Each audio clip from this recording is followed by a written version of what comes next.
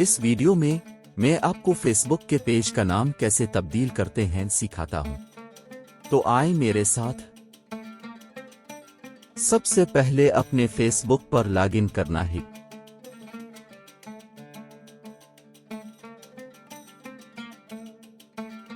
फिर अपना page open करना है। पेज ओपन करने के बाद अपने पेज के नाम पर क्लिक करना है।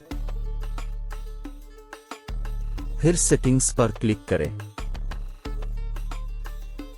सेटिंग्स के बाद पेज सेटअप पर क्लिक करें।